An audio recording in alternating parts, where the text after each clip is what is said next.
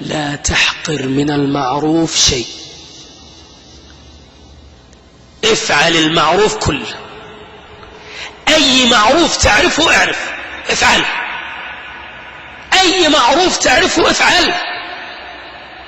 وجدت علبة في الطريق تؤذي الناس أمطها، يمكن وجدت واحد يريد أن توصله أوصله، يمكن وجدت إنسان مكروب فرج عنه، وجدت إنسان يحتاج منك أن تبتسم في وجهه ابتسم، وجدت إنسان تستطيع أن تشفع له اشفع. ركعتين في الضحى لا تحسب أنها هينة. زبيدة زوجة هارون الرشيد، أختم بهذه القصة، صنعت مشروع عظيم جدا.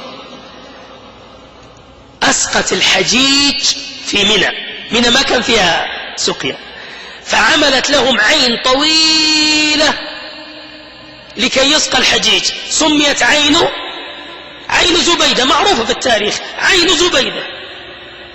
ماتت زبيدة رحمها الله وما زالت موجودة، أنا لا أعرفها بس ما زالت موجودة، نعم ما يقولون الإخوان نعم. المهم رؤيت زبيدة رحمه الله في المنام، فقيل لها ما فعل الله بك؟ قالت غفر لي.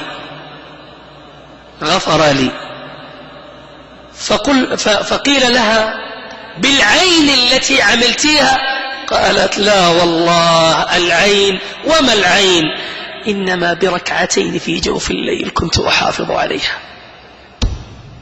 شفت حاجة ما تتوقع، ركعتين في جوف الليل.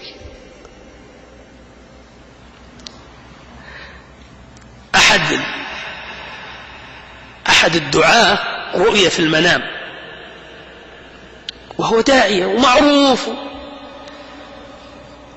فقيل له ما فعل الله بك؟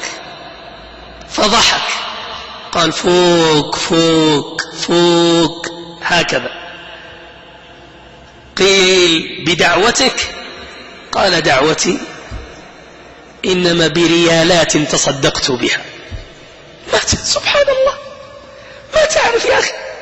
لا تحقر من المعروف شيء، افعل كل المعروف،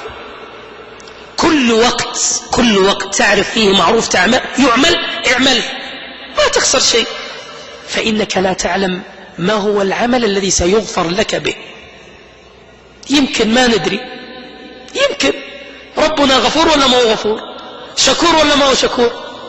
أسأل الله أن يدخلنا بهذا المجلس الجنة، أسأل الله أن يدخلنا بهذا المجلس بالذات بفضله وكرمه وشكره الجنة. أسأل الله أن يشكرنا على هذا المجلس، أسأل الله أن يشكرنا ويبارك لنا ويصلح لنا باقي أيامنا.